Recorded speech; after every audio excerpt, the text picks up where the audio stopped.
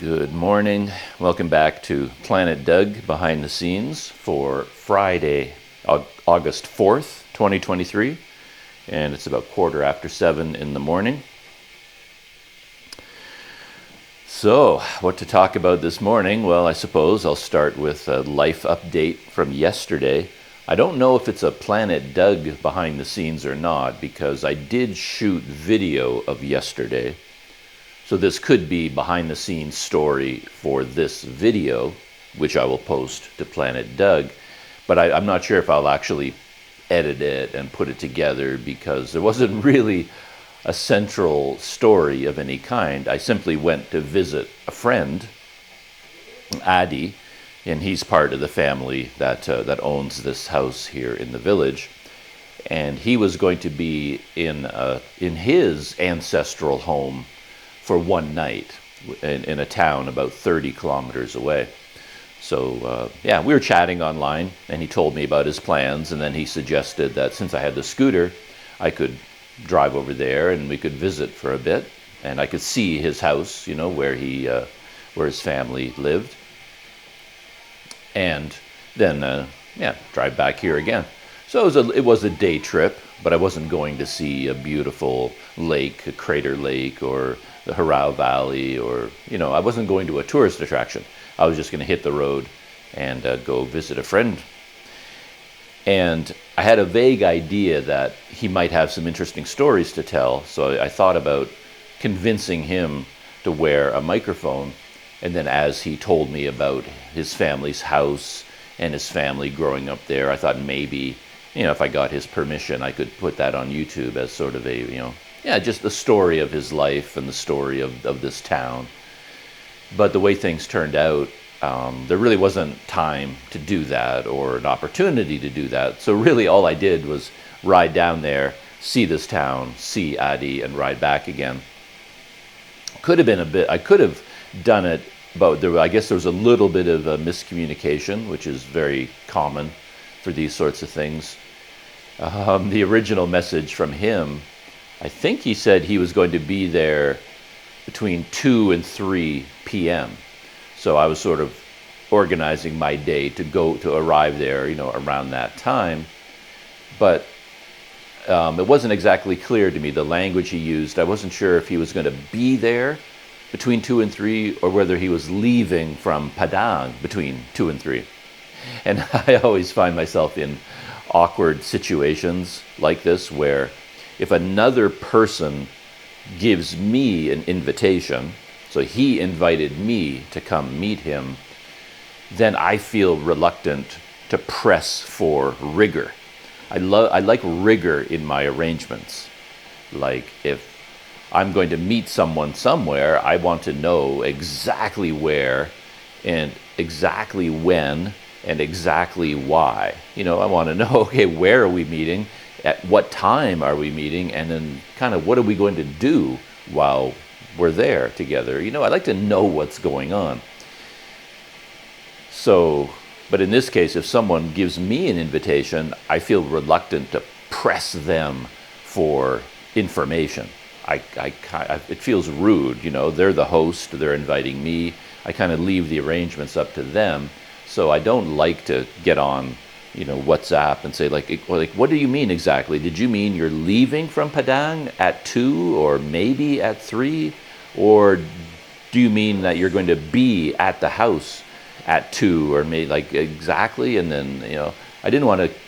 And again, in the past, I found that even if I ask pointed questions for exact information, I'll often not get any kind of a reply that makes any sense. Everything just kind of remains vague. So in this case, I didn't press for details or exact times or anything. So I kind of arranged my day accordingly, and I was assuming the worst. If I showed up at his house at 2, I figured, well, I'm probably going to be waiting there for 3.5 hours for him to show up. So I didn't really want to do that. I just kind of thought, well, he's being very casual about the arrangements. I will try to be casual as well. I'm not very good at being casual, but I thought, okay, let's just go with the flow, and then we'll just, play it loose, play it easy. And I don't even remember right now what time I left from here. I just sort of made arrangements gradually, got packed up, and then I left. And my idea was to enjoy the scooter ride down there. But then I was already there. I thought, like, I wasn't quite sure where his house was. You know, we were doing Google Maps, pins and things like that. And as soon as I got to the town, I rode through the streets and I found what I thought was his house. So I took a picture of it and then I sent it to him on WhatsApp and said, I think I'm already here. Oh no, I didn't. That wasn't the sequence. I was already there. And then I got a message from him. Like, I was standing in front of his house. I was there. And I got a message from him that says, okay, I'm leaving now. It says, oh, okay. So I don't know what time I was there, maybe 3 o'clock or something like that. I aimed for instead of being there right at 2, because he said maybe from 2 to 3. I think I showed up at 3 or something like that, thinking he might be there, but he hadn't even left yet. So he wasn't even on his way. So he's like, okay, I'm leaving now. So, oh, okay. So he's not going to get here. Who knows when he'll arrive. And by the time he arrives, I figured, well, it's going to be time for me to go back because it's going to be dark soon. So we weren't going to be able to spend a lot of time together. So that explains why the video, I may not make a video about the day just because it was kind of a random sort of day. It was basically just me driving to this town, looking around. It was a very beautiful place, a very interesting place. And then I had some interesting experiences, and then spending time there and driving back. I didn't shoot any video of Adi at all. I don't have him on video at all, our conversation, nothing like that. So the whole point I'm saying of going there was to meet Adi, but then I don't have any video of actually meeting Adi, so I don't know whether the video makes any sense. So I may or may not make a video about it. But anyway, I'll tell a little bit of the story, because the road going from here down to this town was really something else. It's steep, goes without saying. It's winding, crazy, crazy, crazy winding. That kind of goes without saying. Heavy traffic. I mean, the other day, I told the story of going to the Harao Valley by scooter, and I was talking about how much fun it was, like riding the scooter, because you have to, pass all these trucks all the time. You feel like you're in a car race, and it's a lot of fun if you don't mind doing that. And I could say the same thing about this drive down to the village and then the drive back again. But man, the traffic was so heavy and so crazy.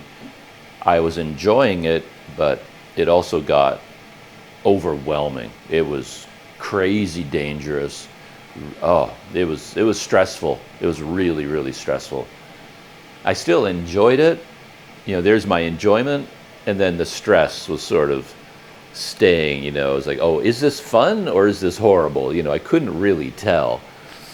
I guess in the end it was fun, but at the same time it was tough, and I don't want to do that very often. I don't want to ride a scooter on that road again if I can help it. It was it's too much. Yeah. So yeah, I'm going down, and it goes through some beautiful areas, heavily forested jungle areas.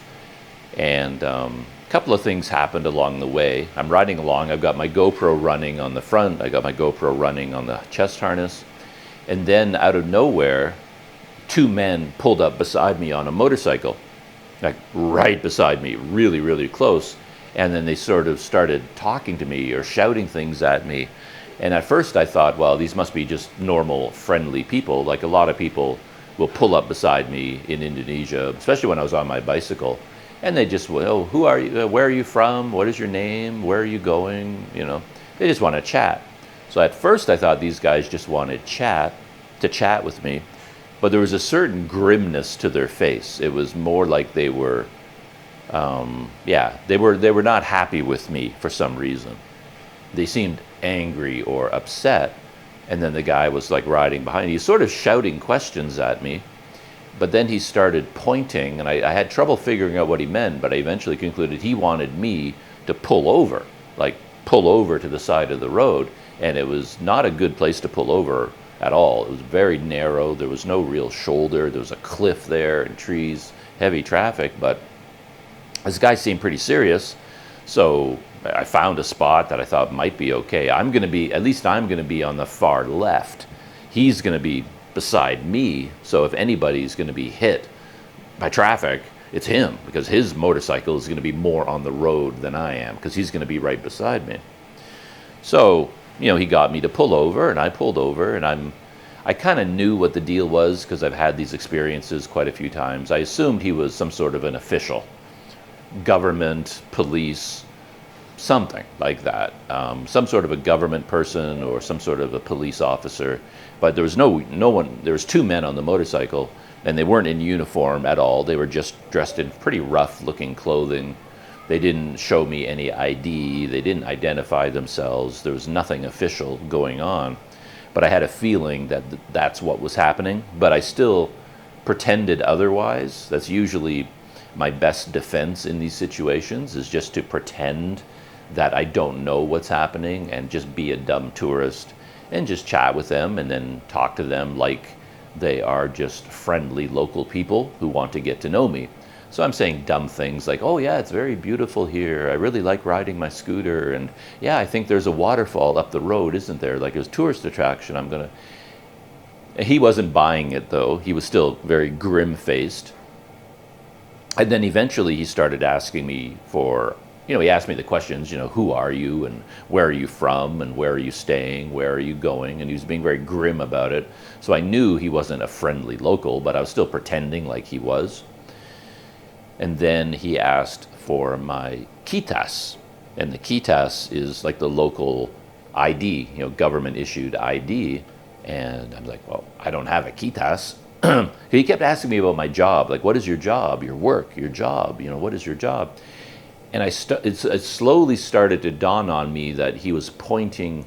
It was sort of the scooter, and I think the GoPro was bothering him. And it looked like I was doing something official, and he wanted to know what my official job was. And in particular, the camera, the GoPro that I had mounted on the front of the scooter. So he kept asking me he assumed I had a job, and if I had a job, I must have a local ID, a quitas. And I said, I don't have a quitas. I'm a tourist. I'm just here as a tour. I have a, passport, tourist visa, but I don't have a quitas. And then I think he was asking to see my passport. And at that, of course, I couldn't really pretend that this was a friendly conversation anymore. Why would a friend ask to see my passport? So then I pushed back a little bit, just a tiny bit, because I wasn't happy, obviously. I was being interrogated at the side of the road by men who hadn't even identified themselves yet. They were just dressed in street clothes. Two men basically had pulled me over to the side of the road and were essentially holding me there by force. And, obviously I wasn't happy about this. So I decided to push back a little bit, and I said to him, well, who are you? Like, can you tell me, who are you guys and why are you asking me all these questions? But his English wasn't very good, and he really didn't say anything much in reply, except he said that he was Army. He was part of the Army. And then once he said Army, then he really started pointing at the GoPro and said, what? What are you doing? Why are you recording? And he was implying that this wasn't allowed, that I did not have permission to record on video. And he wanted to know, Army, he thinks I'm a spy from some country and I'm recording, the road preparing for an invasion or something. Who knows what goes on in the heads of Army people and police people? You just don't know, right? Well, I've been in that situation quite a few times, and I always want to have a chat with them and say, well, you do know about drones, right? You know about satellites. If anybody from a foreign government and a hostile country wants to know about this road, they have better ways to do it than mounting a GoPro on a scooter. Trust me, they have satellites. They can see everything they want to see. Because I've had this situation in countries, this was way before the internet, before video, and I would just have a camera, and you're cycling along, and you see a beautiful river and a bridge, and you take a picture of the bridge, And then suddenly soldiers who are guarding the bridge come after you, and, oh, what are you doing? You can't take pictures. You can't do that.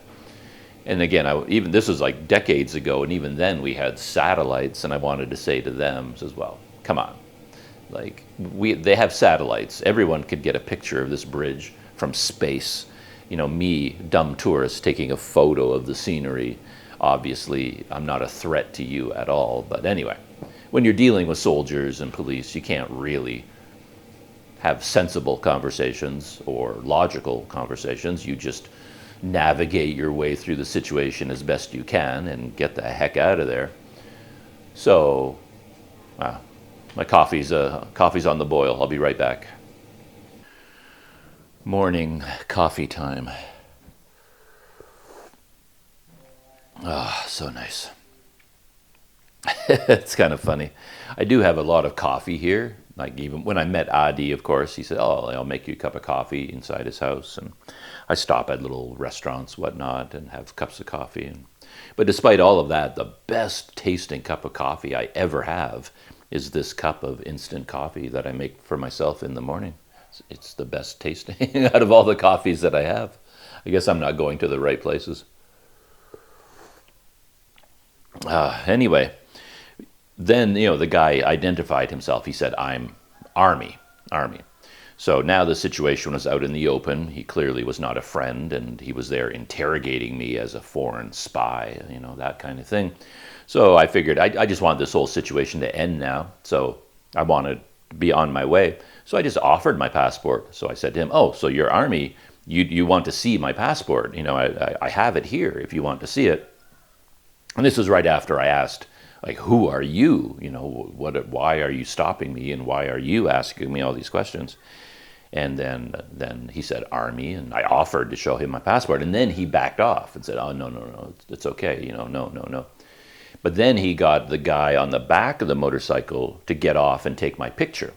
So he took pictures. I think he took pictures from the back to get the license plate of the scooter. And then he took pictures from the front, And they weren't very professional about it because, when I was in Thailand, that happened all the time. The police or the military, they stop you and they want to take your picture all the time, but they tell you to take your helmet off. Obviously, you have to take your helmet off, and back in those days, take your mask off, and then they can take a picture of you sitting on your motorcycle, with the license plate showing. But these guys, they took a picture of me with my helmet on. So it's not going to be much good identifying me in a court of law. It's like you can't see my face really. So anyway, he took a picture from the back, he took a picture of the front. And then the guy really pointed at my GoPro and he told me, I think he used the word stop, like at the camera, stop. Like you can't take video. And by this point, I'd even told him, oh, we were talking about the video cameras. And I think I said something about, taking video for my holiday. I mentioned YouTube, I put videos on YouTube for my friends and my family. And again, I'm being very friendly and jovial, pretending that I'm not being interrogated by the Army.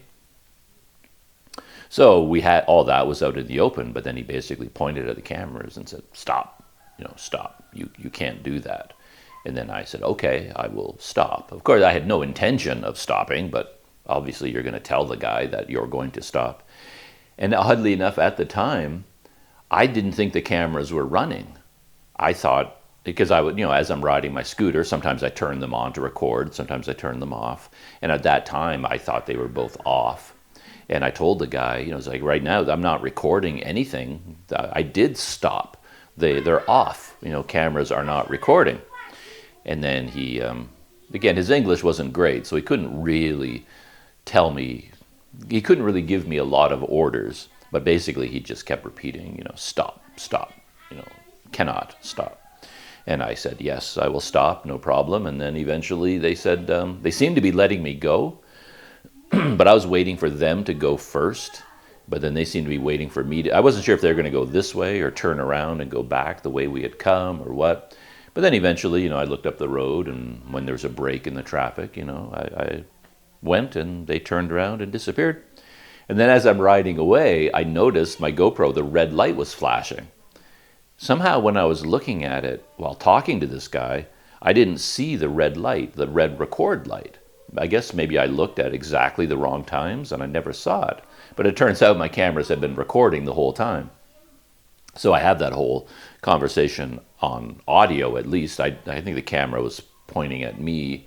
I didn't turn the handlebars, which I should have done just to make sure to get him in the video. But as I said, I thought the cameras were turned off.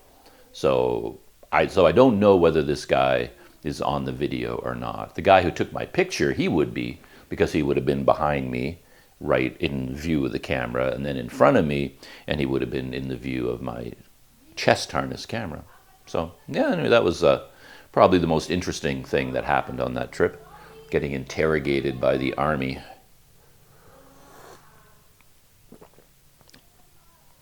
And not far ahead of that, where that took place, I arrived at the waterfall, because there is a big tourist attraction style waterfall there at the side of the road. And a whole bunch of businesses had developed around it, you know, coffee shops and restaurants. In fact, on this road, there were tons of restaurants.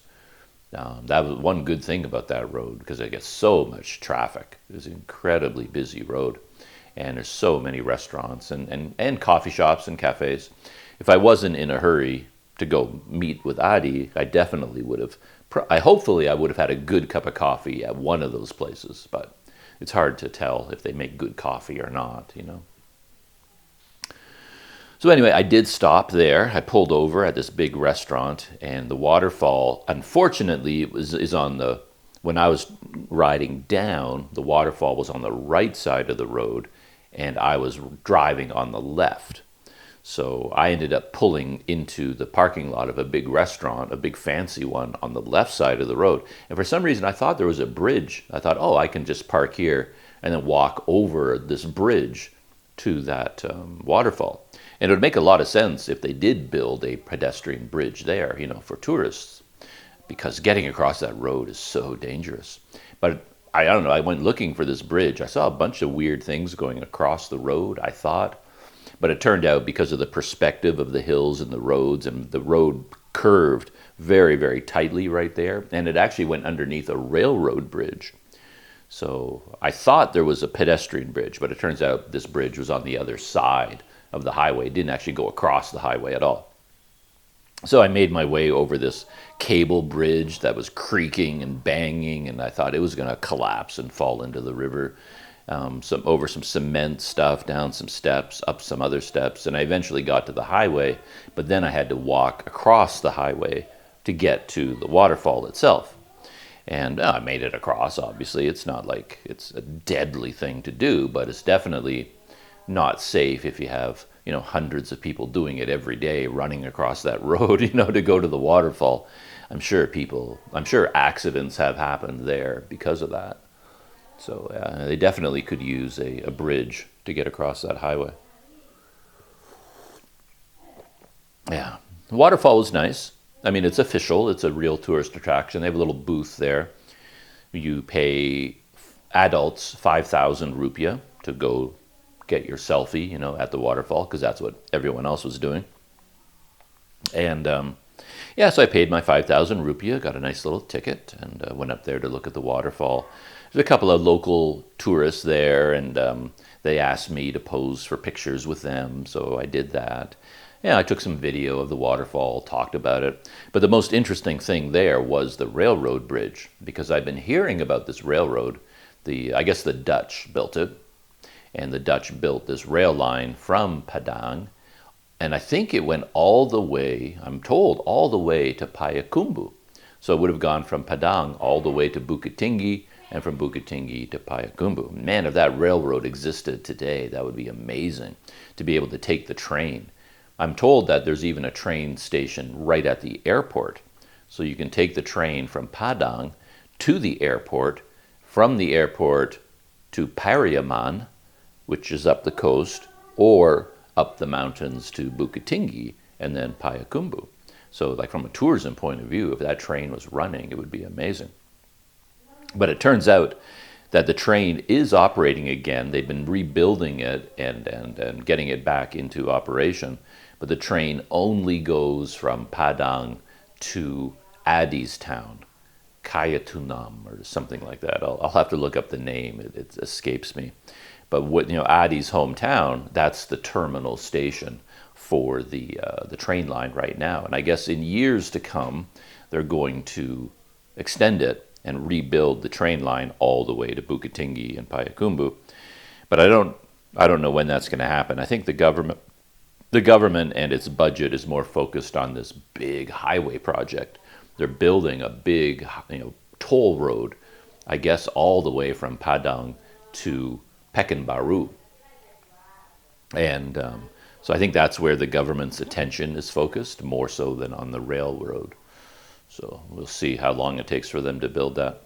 But anyway, there are old railroad tracks still in existence, and a section of it is visible right at the waterfall. So you can see it goes right across the road on a bridge, and the highway goes down a steep hill, underneath the railroad bridge, and then does a tight corner around the other side. It's one of those low bridges, they have a sign on it telling what the height of it is, and I can imagine a few trucks have misjudged the height of their load and slammed into that railroad bridge. But it's an interesting part of history to see the railroad. And then from there, I just continued all the way down to this town. I found Adi's house, and then I learned he wasn't going to be there for a long time. I assumed I would be meeting up with Adi. I thought maybe as early as 2 o'clock, so we could spend the whole afternoon together, and he could show me his town. We could go touring, and have a meal, and have something to drink. So I was sort of mentally prepared for that, but that wasn't going to happen now. So I thought, well, I'll go get something to eat, and I went to the small market area in his village, and let me look up the name of this place just to get the details right. Okay, it is called Cayutanam. Cayutanam. I think it's on the ta. Cayutaman. Spelled with a J, though. So at first I was calling it Cayutanam, but I think Adi pronounced it Cayutanam. Cayutanam. Cayutanam. Cayutanam. So this town of Cayutanam, I went to the Cayutanam market, and I had a nice bowl of mie ayam bakso while I was there. And then there were some other little stalls there where you could get like bubbled drinks, tapioca ball drinks and other things. But again, none of them had seating. Drives me crazy. It's like, I really love to have a cold drink. And I thought I could just walk across and have a drink there, but they never have any kind of seating, no benches, no chairs, no stools. You just sort of stand there having your drink. So at least the mie ayam bakso place was like an actual little restaurant, and they had tables and chairs. So I sat down and had my, could sit in comfort and have my mie ayam bakso. And I thought I'd have a drink, but no place to sit, so I didn't. And I thought I would just tour around, and I wanted to look at the train station, so I drove my scooter over to the train station, and to my surprise, there was a train there waiting. Looked like a really nice train, and I talked to some staff there, and they told me that it was the terminal station. Now, this is as far as the train goes. But it would be a lot of fun to take that train, So even as a Planet Doug experience, I could see riding my scooter down to this town, getting on the train, and then riding it to Padang, and then coming back on the train just to get back on the scooter, just to ride the train, just as a tourist attraction. It might be something interesting to do. And then from there, I got another message from Adi saying that he'd hit big traffic jams. So it was going to take him a long time to get there. So I thought, well, I might as well keep exploring. And then I just rode my scooter off into the countryside. And it was gorgeous. I mean, the day was worth it just for all these experiences. I mean, it was an interesting day from the point of view of just riding my scooter on that road. I mean, that was crazy and really beautiful at the same time. The river looked like a river going through the Rocky Mountains of Canada, like gorgeous, rushing, like big water flow flowing over rocks and boulders with all the trees around it. Really beautiful. Getting stopped by the soldier, the guy who said he was from the army. That was interesting. Seeing the waterfall, and then the train station, and then riding through the countryside, because around Cayutanam there was a big area, agricultural area, rice fields, and then extending up into the hills. And I just rode all through there in unbelievably lush, water flowing everywhere. A really gorgeous area. So, it was worth the day, the effort of getting there just to ride around this area. It was so beautiful. And I got really turned around again. That happens to me all the time with Google Maps these days. I don't know why. I end up doing a 180-degree mistake where I know exactly where I'm supposed to go, and I look at the map and I have to turn right, but for some reason I always go in the wrong direction. I turn left, so I rode like 10 kilometers off into the countryside, and I thought, this doesn't feel right somehow. And then I checked Google Maps. I was like, I went in the wrong direction again. I got to backtrack all the way. But despite all this exploring and all the delays and getting lost and all the time I spent, I still arrived at the house exactly at the same time as Adi. He had just pulled up in his car and was getting out of his car, when I pulled up on my scooter. And so that was nice. It was nice to meet up with Adi, and we had a chat about everything he's been doing and everything that I've been doing. Had a cup of some kind of instant coffee that he put together. And he usually has fruit for me. He knows that I don't eat a lot of fruit, and I should eat more fruit. So he showed up with some fruit and chopped it all up, and that was really good. I love fruit. If someone would chop up peel it and chop it and present it to me in a bowl, I'd have it 5 times a day. But it's the effort of buying the fruit. Buying fruit, whether it's ripe or not, I don't know. What do? You squeeze it, and then all the peeling and the cutting and sticky fingers and the mess and the cleanup. I don't know. I'm just too lazy. When it comes to food, I'm just lazy. So I never have fruit. But he got some fruit for me and chopped it all up and served it to me on a plate. And I'm like, it was really, really good. Yeah, I like that a lot. And then he did suggest that I could spend the night there, because I did say I can't stay very long because I've got to get back on the road, because I don't want to be riding in the dark. It was going to be hard going uphill up that mountain road to begin with, and doing it in the dark. I wanted nothing to do with that, so I couldn't stay very long. And he did say, well, you can just stay here and then go back in the morning. And again, I was thinking, well, yeah, but I'm just not packed for that. I mean, if he had said that originally, when we were making all these arrangements, and says, yeah, you could come down and spend the night here, I would have packed an overnight bag. I didn't have a change of clothes. I had nothing with me. I didn't have chargers for my electronics. I kind of had a thought that maybe I should prepare for that possibility. But then I thought, I don't know whether that's going to be part of the invitation or not, and I don't want to bother spending all the time packing up and getting ready to spend the night somewhere. And it turns out I don't. So I just thought I'll just make a plan to ride there and ride back, and I'll stick to that plan.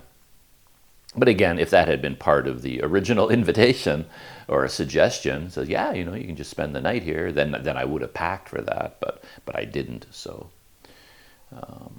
Yeah, I said thank you, and I'd love to stay, and that'd be really interesting, but I've got to get back. And then I got back on the scooter. The sun was still up, but I could tell I was still leaving pretty late. I think I didn't leave until maybe 5:45, 6 o'clock, something like that. The sun was getting near the horizon, and when you're in the mountains, of course, it gets darker faster in a way, because the sun hasn't hit the horizon yet, but it'll go behind the mountains, so things get dark. And man, that ride back was crazy. Much, much crazier than when I rode down. I felt in control when I rode down, but I felt completely out of control riding up. And I guess partially because I felt like I was racing against the sun again, and it did get dark, so I had to complete the last part of the trip in the dark, and it was fine. But it felt so dangerous that adding even the extra element of danger in the form of darkness. It was like, okay, that I don't want anything to make it even more dangerous than it already is, right? So, but yeah, I survived, and yeah, got back here whenever it was, 7:30, something like that. And that was my day yesterday. I don't think anything else happened. I'll have to think for a minute while I enjoy the rest of this coffee and see if I have any more thoughts about yesterday.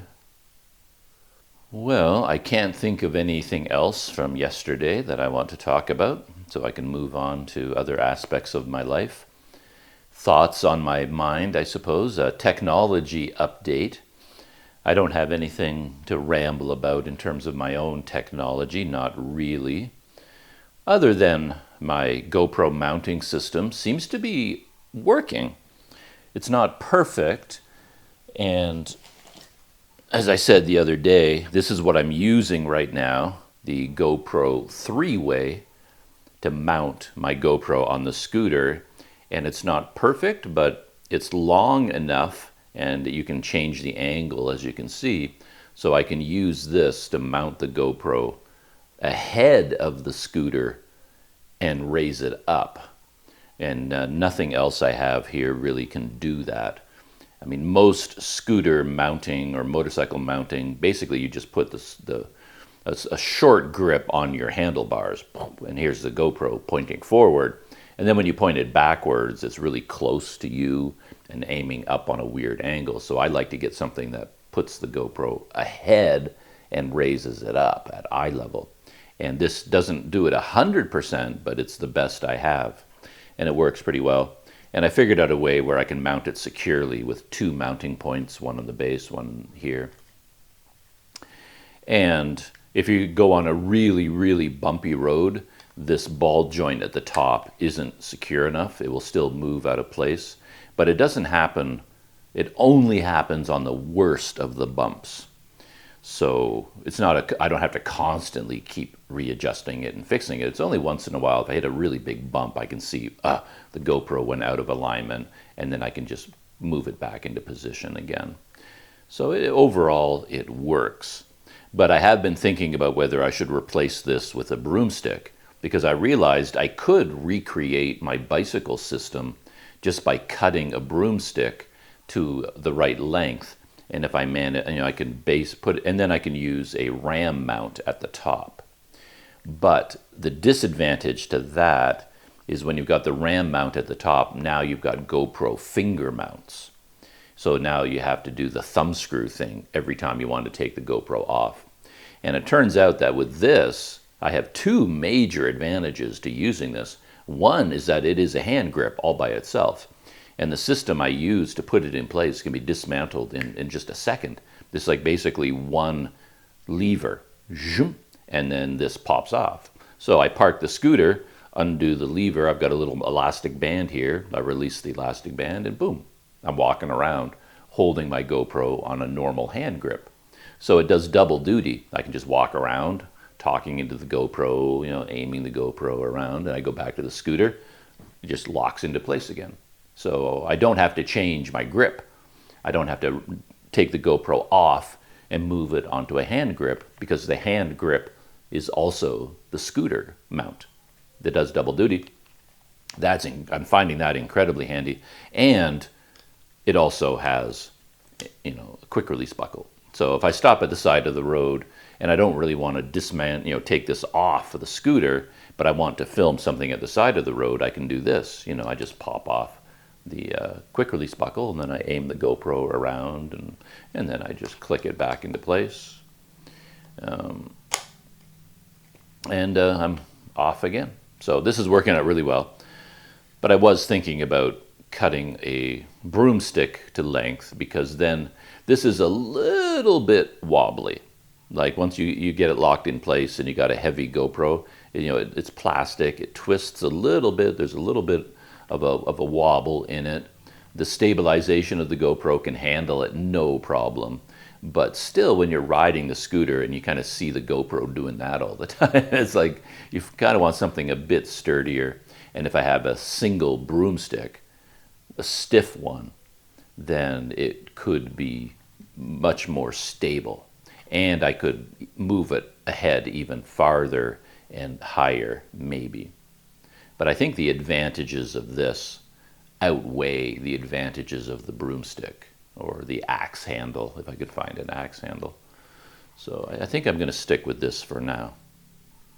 So far, it's I wasn't sure whether the elbow joints would stand up to the bouncing on the scooter, but so far, it's yeah, this is kind of an ideal setup. Mainly because, as I said, it does both. I just lock it into place on the scooter, and then I just pop it off, and then I walk around like this. And I never have to change the angle either. Like, for me to hold it like this to film myself, I don't have to make any adjustments. It's exactly the same, whether it's on the scooter or in my hand. All I have to do is release the lever at the top and then change the angle of the ball head. That's all I have to do. So, change that, and now I'm walking around, babbling away on Planet Doug, and then I put it back on the scooter, and I just release the lever and twist it a bit, and now it's on the scooter. So, it's nice. But there is other technology news, quite interesting. DJI did release, or they didn't release it, they announced the Action 4. And as far as I can tell, in terms of new, exciting features, it really boils down to it has a bigger sensor. And that's pretty much it. I don't have internet up here, but while I was out there in the real world for a while yesterday, then my phone will connect to mobile internet, so I could read a little bit about it. And as far as I can tell, the only major improvement is a larger sensor. And the video, that, and they have some new firmware, some new software firmware.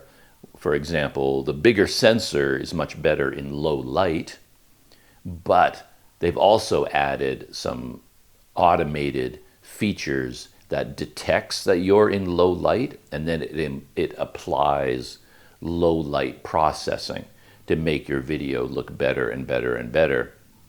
So there's a huge leap forward in terms of low light capability because of the larger sensor and these new features that they've added. And that's pretty much what everybody was talking about, because the camera as a whole is kind of the same as the DJI Action 3, except for the new sensor and better low light capabilities. There are probably other tweaks in there, but I don't think there's anything major.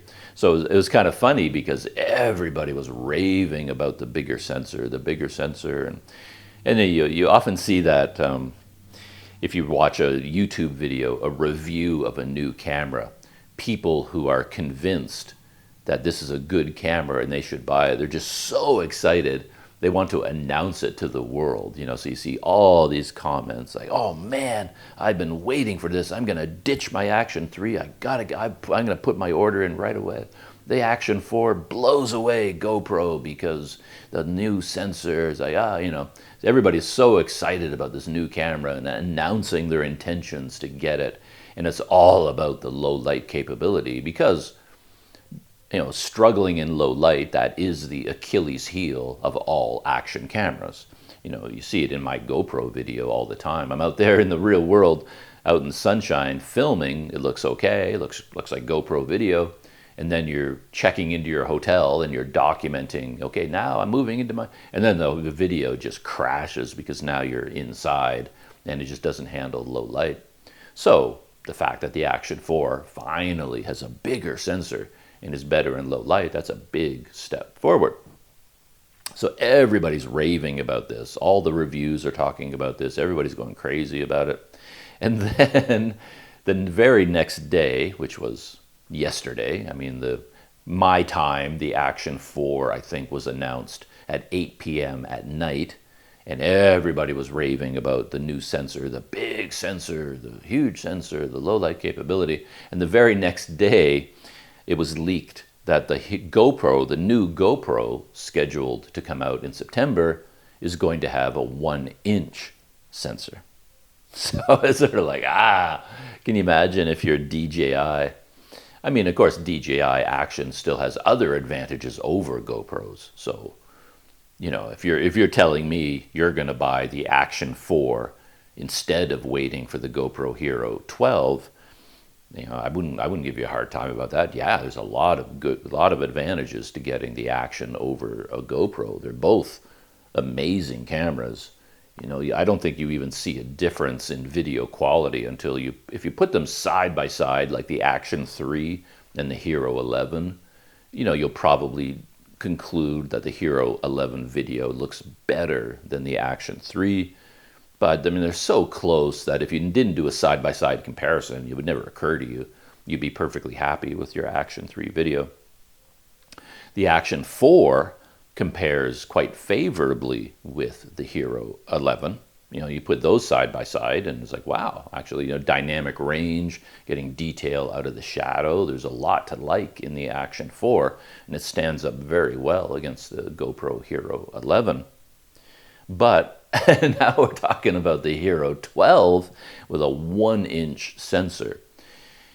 And it's a little bit complicated. Like, a 1-inch sensor does not mean it's 1 inch across. It's a very it's an old system that comes from the days when they used the 1 inch is based on a tube. What do you call those tubes? I forget the name of them now. But anyway, it doesn't mean it's 1 inch across. It's just a measurement system. But a 1-inch sensor is much bigger than the big sensor that's in the Action 4. So when you look at headlines surrounding the leak, I think, even though I have no internet, I can see a headline that was loaded from the day before. Or maybe I can't anymore. Maybe it's gone. But anyway, all the leak headlines are like, GoPro's 1-inch sensor blows away the DJI Action 4, you know, because it is a lot bigger. So in theory, bigger is better. Like with the Action 4, you got a bigger sensor, so you get better low light performance and some other advantages. However, it's not that clear cut. I mean, because a 1-inch sensor, it's expensive. So I'm very curious to hear what the cost is going to be. I mean, 1-inch sensor cameras are like the new Sony ZV-1, you know, and that's a $700, $800, $900 camera, depending on the lens or whatever, depending on the accessories you get with it. And Insta360 makes a 1-inch sensor model. Like the 360 camera that I have, the X3, you know, has your basic small action camera sensor, but they also make a 1-inch sensor model, and it's double the price. So like a 360 camera might be whatever in the $400 range, but the 1-inch sensor is $800. It's twice as expensive. Though, of course, the 360 one has 2 sensors in it, so that adds to the price. But I am very curious that people will be very happy to hear the GoPro Hero 12 now is coming with a 1-inch sensor. That's wonderful in theory, but what does that mean for the cost? How much more expensive is it going to be? Is the GoPro going to get bigger because of that? Because you need more distance from the lens to the sensor when the sensor is so much bigger. So are they going to make the GoPro bigger, heavier? Is it going to overheat more? And I do find GoPro has a tendency, in my humble opinion, that as the technology becomes more powerful, GoPro just adds more features, just packs in more and more and more stuff.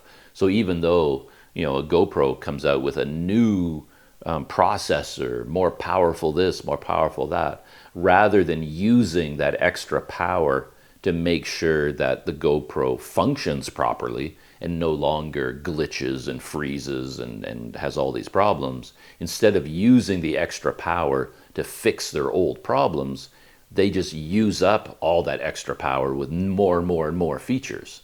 You know what I mean? So to be honest, when I saw a 1-inch sensor, I wasn't excited. I don't care. I mean, the video quality I get from my GoPro Hero 9, I'm perfectly happy with it. It's fine. I mean, it looks great. So I have no problems at all with the video quality. So you tell me this 1-inch sensor gives you better video quality. I'm like, well, I don't really care because I was happy with the video quality I was getting with the Hero 9. I don't even have the Hero 11, which is supposed to be much better than the 9, right? All I want is usability features. That's what I want. I don't care about these high-powered frame rates. I'm not going to be shooting anything at 380, like 480 frames per second slow motion and time-lapse this and star trails that, all these things they keep adding. I don't use any of that. I'm a doofus. I hit record and I talk, and I hit record to stop when I'm done talking. I don't need all those fancy features. I just want the camera to work. And if they would, use all this power and all this research and all this development just to make sure that the camera works and to add usability features, then I'd be excited. I just don't need a 1-inch sensor video quality. I mean, I'm not going to argue with it if you want to give that to me, but I'm not going to spend $800 on a new GoPro because it has a 1-inch sensor. But anyway, I thought it was quite funny how quickly this happened, that DJI was riding this incredible wave of popularity, all based on the bigger sensor. And then GoPro just came out the very next day with a leak and says, oh yeah, you think that's a big sensor? You think that's a sensor? This is a sensor. We're putting in a 1-inch sensor. So they kind of stole DJI's thunder, put it that way. Yeah. And in terms of a life update, I guess I can end today's behind-the-scenes video with one last set of thoughts, kind of future plans, I guess, for me and for Planet Doug, because I'm staring down the barrel of my visa expiring. It expires on August 14th, which is only, including today, 10 days away. It's 10 days from now my visa expires. So I have to go to immigration to apply for an extension, and I have to go in before that. They say 1 week before, but as long as you come in, a few days before your visa expires, that's acceptable. So I'm looking at going to the immigration office in Padang perhaps next week. Today's Friday. And I'm thinking I'm going to go to the immigration office next week, Tuesday or Wednesday. And hopefully things go smoothly. I had the big drama last time I did this, and I went to the immigration office in Bukittinggi, and it was supposed to be a straightforward process, but for whatever reason, they required me to get a sponsor here in Bukittinggi for my visa extension. And they're not supposed to. That's not part of the rules. But anyway, they did, and that made my life a little bit complicated. So I'm hoping I'm going to go to the office in Padang this time and apply there. And hopefully, I'm told that there's a lot more bule in Padang than Bukittinggi. So that office gets a lot more foreigners applying for visa extensions and things like that. And they're more used to it. They have a better system. So I'm hoping I can just get a visa extension smoothly at the Padang office, and they won't ask for weird things like getting a sponsor and stuff like that. But if I go there on the 8th or the 9th, that would leave me plenty of time. So that's what I'm going to do. So I have, today, I have Friday, Saturday, Sunday, Monday, Tuesday, and I have a scooter. So man, yeah, it's amazing how your life changes with a scooter for the better. I mean, I'm having so much better an experience now of my life in general being here because I have the scooter. When I was here before, the bicycle felt very restricting because going anywhere is a much bigger operation. You have to go there and you can't go very far, so you have to spend the night, you have to pack up fully, and the weather was always terrible, raining all the time, and I don't know, things didn't really come together. But ever since I got the scooter, things have just sort of clicked into place, and I've had all these amazing day trips. zipping to, the beautiful village and back, Harao Valley and back, Lake Minanjao and back, zipping down to see Adi and back. You can just do all these things and your world just expands dramatically as soon as you have the scooter. So yeah, that has been very nice.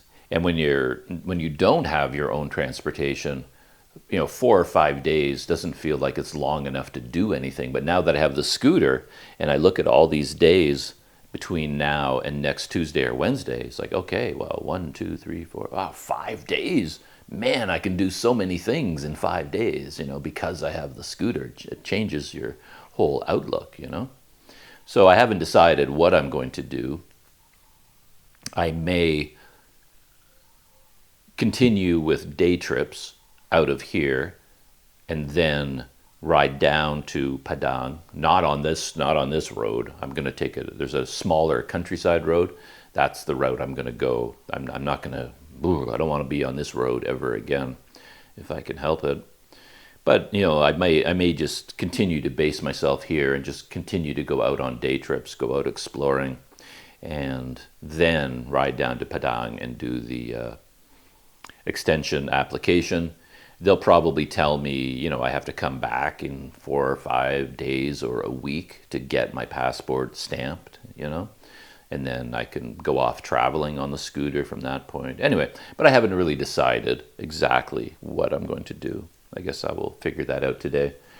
The weather may or may not be good today. I did see a weather report calling for 100% chance of thunderstorms. So today might be a stay indoors kind of day. I don't have any plans for a big trip for today. I'm a little bit tired because I went to Harao Valley and back in one day, and the very next day I went all the way to meet Adi and back, and so I've been on the scooter a lot the last 2 days. So I think I need a break. I may, if the weather is nice, I may go to a coffee shop because there is a road. I spotted this really interesting restaurant. I may again, that's a difference between the scooter and a bike, because this place is far enough away that to go there by bicycle, that would be a big event. But it's like I could zip over there and have lunch and then zip back again. So I may do that today. Looks like a really nice place, beautiful scenery. It's actually on the road that I will take to Padang. There's 2 ways to go to Padang. The main road, which is insanely crazy. I don't ever want to do that again. But you can also go through this series of small countryside roads. And it takes longer and farther, but I think that's the way I'm going to go. And it's on that road I spotted this scenic area with this very interesting looking restaurant and coffee shop. So I may go there today.